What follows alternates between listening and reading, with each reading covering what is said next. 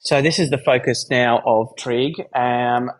So not solving, drawing graphs.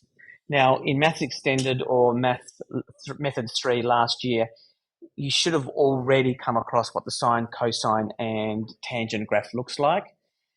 This year we're going to begin by looking at graphs which are basically the same as last year, but we're going to introduce one new further concept. So again, Method 4 is asking you to step up in terms of the level of difficulty of the problems that you've been exposed to last year, as well as adding some new content to it overall. So we're looking at, in this lesson, we're going to have a look at transformations. We should know what the base sine graph looks like already. And you can see here, I've got all of these numbers which are going to affect the graph, i.e. are going to transform the base graph into something else. Now, we always stick sine and cosine together because they are basically the same graph with the same properties. If you remember, that sine of x is equal to cosine of pi on 2 minus x, if you remember that, then you'll also know that effectively those two functions are, one is shifted over by a little bit. So we have this sort of relationship. They're basically the same graph. So let's go through it all. So I'm going to focus on the sine function in this, but everything I say here that refers to sine, I could easily have just put in cos there and shown you a cos graph instead. Just to remind you, team, this is what the sine graph looks like, okay? We have got a graph that goes on forever in each direction. Our standard period is 0 to 2 pi. So it goes from 0 to pi on 2. So in the unit, thinking about it in terms of the unit circle, we can see that sine is positive from 0 to pi on 2. It is still positive but getting smaller between pi on 2 and pi. And then in the third and fourth quadrant, we have sine as being negative, going from pi to 3 pi on 2, and then from 3 pi on 2 to 2 pi. Okay, we can see that the sine graph is sandwiched between 1 and -1, and we can see that the graph is cyclical or circular. That's why we call this unit circular functions, because after 2 pi, it repeats itself. Or if I go backwards from 0, we've got a repeated graph again. Effectively, if I take any point in my graph and add 2 pi to it, I'll get the same y value as well. So from here, and I add 2 pi, I've got the same value again. From here, and I add 2 pi, I get the same value for y again. That's what basically makes it circular, okay? Every 2 pi, the graph repeats itself from one point to another. Okay, so before I start looking at transformations, does anyone have any questions? Okay, so let's have a little look-see at reflections to start with. All I'm going to do is I'm going to go through each of the different types of transformations. We'll look at the vertical effect and the horizontal effect, write something quick about it, and then move on. There's some language to learn as we go along, or language to remind ourselves of as we go along. But again, we're not really focusing on how to solve problems. It's just conceptual stuff. So we're going to look at reflections because they're probably the most straightforward. If I was doing an alphabetical order, I guess I would have started with dilations, but reflections. So we're going to have a look at the vertical effect and the horizontal effect. And you should know by now that a reflection is caused when either the whole function has a negative in front of it, or when the bit that affects the x has a negative in front of it. So let's have a quick look at that. What do we expect to happen, team, when I slide a to a negative value? Make it -1 instead of +1. Flips, yeah, good. I saw some sort of rotation-y things happening with people's hands. Perfect. So I'll make it -1. Oh, it kind of looks like it's moved, doesn't it? But it hasn't.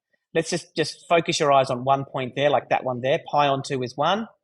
And when I make it negative, pi on 2 is now -1. You know what I mean? The sine of pi on 2 is now -1. Note, of course, that as usual, x-intercepts, the zeros, the roots, they are anchored. A reflection does not affect x-intercepts or a vertical reflection. Okay, so like that to that. So let's write something down to that effect. Oops, I'll keep it zoomed out.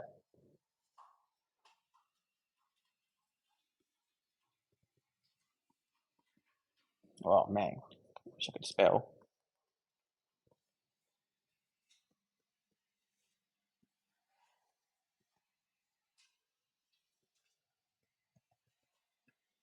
Is that good enough? There's no special word or language, it just flips it.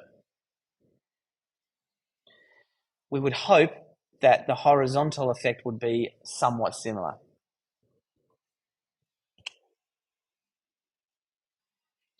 So now I'm going to just return A to its default position, and I'm now going to change N. By the way, these variables or these letters, A, N, B, and C, are chosen by me because it reflects your information sheet.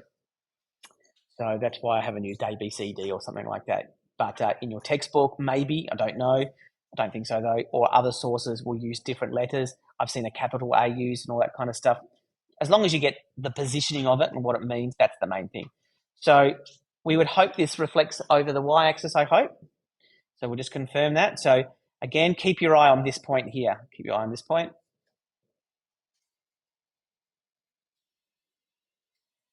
Yeah? That has flipped it.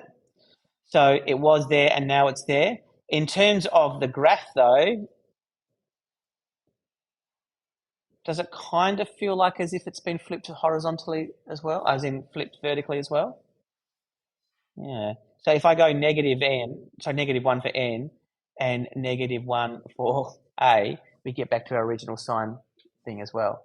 It just so happens that that reflecting the graph, because of the beautiful symmetrical properties of a sine graph, symmetrical this way and symmetrical this way, effectively it'll look flipped. So it's kind of hard to tell. It actually makes it quite tricky to set problems for people, really, because ultimately you can't really tell too much about whether it's flipped one way or the other at first glance. Okay, so it does do what it's supposed to, though.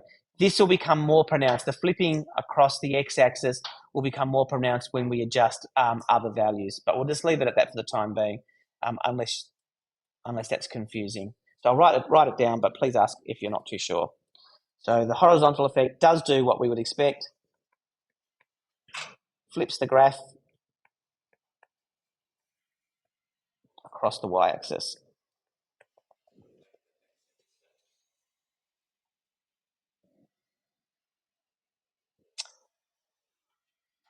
It didn't then, because effectively, because of its effect. But if I shifted the graph, I think it would. I'd have to experiment with that a bit, but yeah.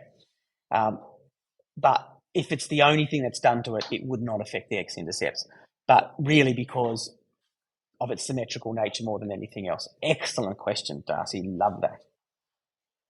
Okay, that's the boring stuff out of the way. So, by the way, I'm deliberately, for today's lesson, I'm deliberately just doing one transformation at a time, deliberately. Obviously, it becomes a lot more interesting when we mix our transformations together to get a brand new graph. So, what do we know about dilations? What do they do? Vertical dilation to start with. I think what you're saying, yeah. Well, not necessarily just up, but stretched. Yeah, it stretches the graph. Now, interestingly, in my opinion, for a sine and cosine graph, we have, by its very nature, an upper and lower boundary for our sine and cosine graphs. So at the moment, our graph doesn't ever go beyond 1 and doesn't ever go below -1. So when we change A, not the sign of it, but the size of it, it stretches those boundaries as well. So we can see those dashed lines there are also increasing. So if I go to a equals 2, we have our boundaries are now stretched to that value as well. Okay, so whatever a is, it will stretch the graph to that value. Okay. Whoops, I shouldn't have said n for that one. That was a as well. Sorry. I can't even see what I'm writing. So dilation A, not n, sorry, for a vertical one. So for a vertical dilation, the vertical effect, basically, it stretches vertically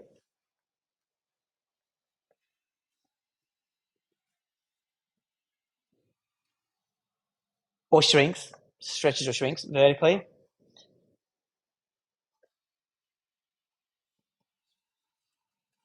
Oops.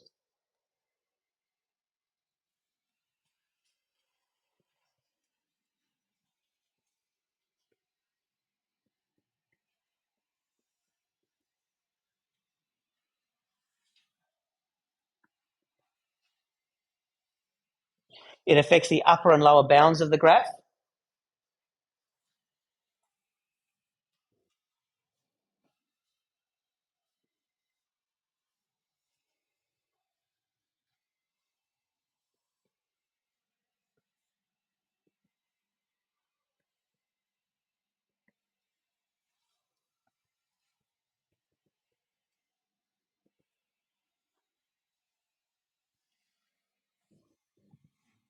Good, thanks, Shaka.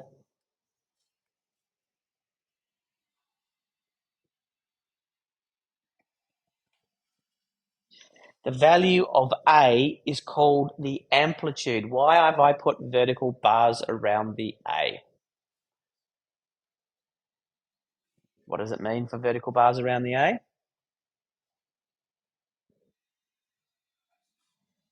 Who said that? Thank you, Tian. Absolute value. The effect of absolute value is that the sign is stripped, plus or minus, not the SIN. Okay, so although A might be -3, the amplitude is 3. Now, what I won't do is I won't write it down, so I run the danger of overwriting, is that the upper and lower bounds of the graph are therefore the amplitude of the graph. So we can see that if A equals 3.2, the upper bound is 3.2 and the lower bound is minus 3.2, assuming there's no other transformations that have been affected. The height of the graph would be twice the amplitude or twice the absolute value of the amplitude. So it would be, so from here down to here is 6.4. Does that make sense? Questions about that? Okay. The horizontal effect we have also looked at. I'm going to return A back to where it was, which is 1. Looks all squishy now, doesn't it? And I'm now going to change N. Now, we know that for horizontal dilations, that either stretches or compresses the graph towards or away from the y-axis. So if we make N big,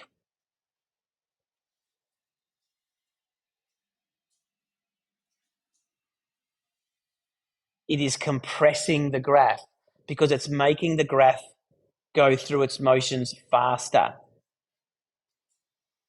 Okay? So making N big compresses the graph, and if we make N a fraction,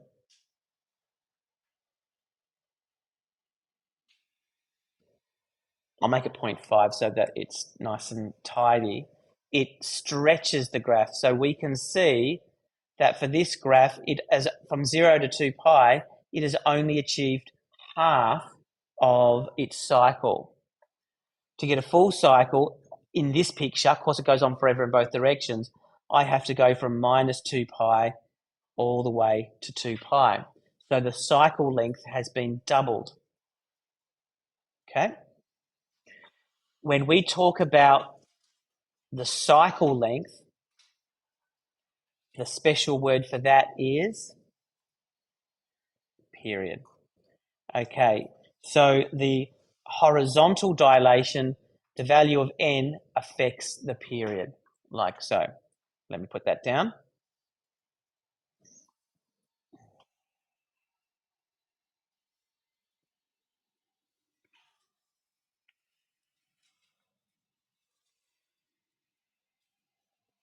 I'll put compressors as well this time.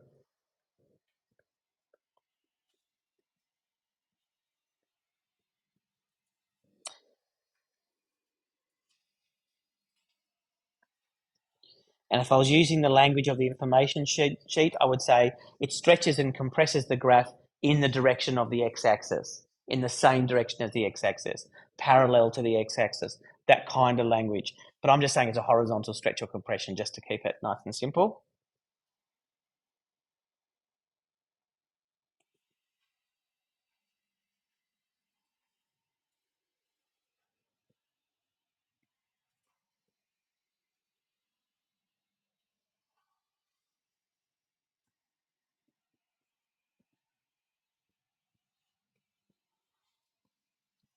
I've got a formula in a second, which we probably already know, but I just wanted to make sure that if there are any questions yet. Is that clear enough? If I just leave it at...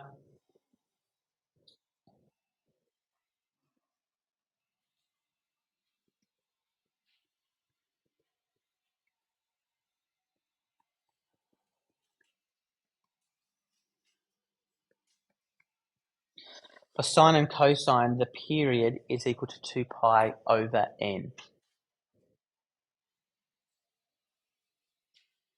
Okay, you need to know that formula. No, it's on your info sheet, but you need to know what it means. So in other words, if I know the period is 4 pi, I can change that equation to say n is equal to 2 pi, 2 pi over 4 pi, which would be 1/2, for example. The period was 4 pi. I can just go, well, n is equal to 2 pi over the period. The period is 4 pi, so that's 2 pi over 4 pi, which means n is equal to 1/2. That's how I would do it. But often you have to work out what you might be given n for the graphing part of it. So if you know that n is equal to 1/2, you would say the period is equal to 2 pi over 1/2, and that is equal to 4 pi. Okay, so either way, just learn the one function and then make sure you're okay with manipulating your algebra enough to be able to solve things out like so. Any questions on that? Cool bananas. We are now on to translations. We'll look at the vertical effect first. Again, all I'm doing is exposing you to the concepts. We'll actually work on figuring stuff out about how to draw a graph later. I'll probably do a video or two between now and Sunday, but I'll go through stuff in class as well.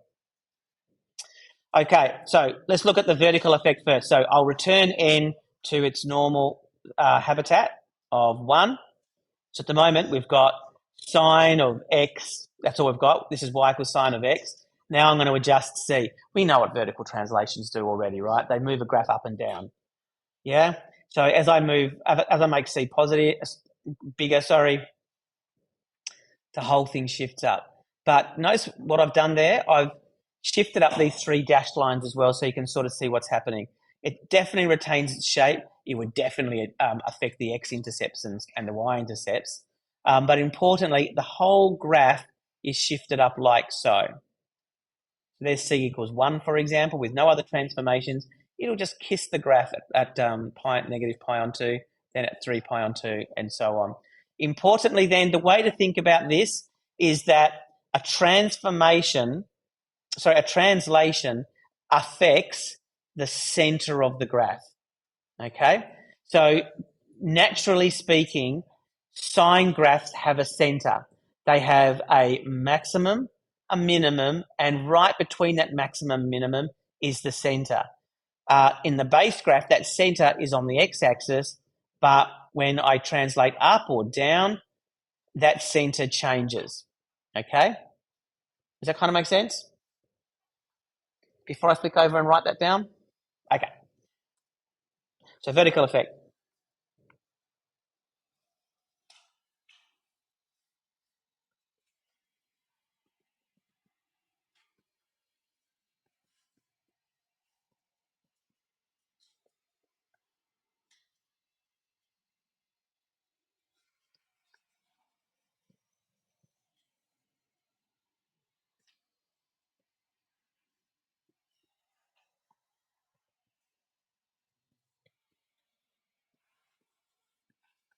And for this, I think I'll just draw a quick little diagram.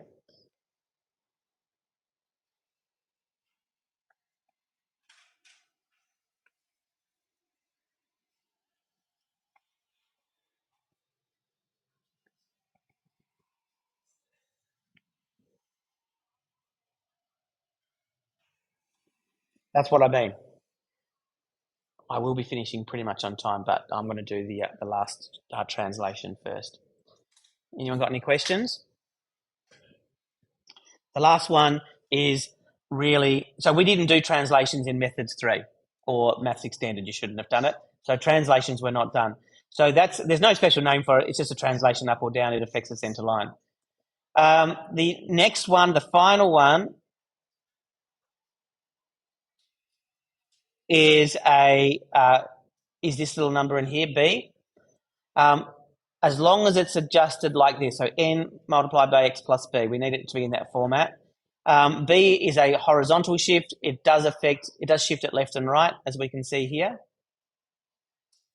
Now you can see here, my translation is not going from minus 10 to 10 like the other ones. It's going from minus pi to pi. So almost always, B is written as a radian measure, like pi on 4 or pi on 6 or something like that, almost always. When it doesn't, it's because it's one of those, like a graph that's doing 24 hours or something like that. So as I cycle through, it is just shifting that graph by a particular value here. And it has a special name, and that name is phase shift. So with only 1 minute to go, I'll just write that down.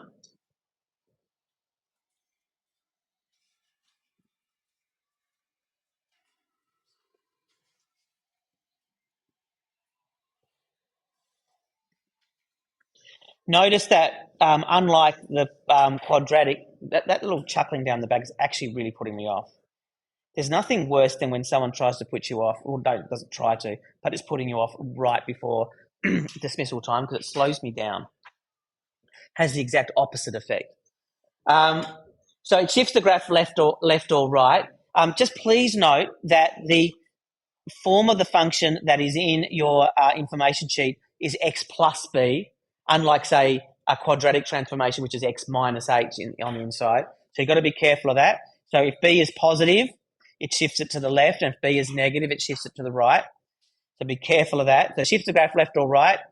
This is where we're going to finish off with. This is called a phase shift.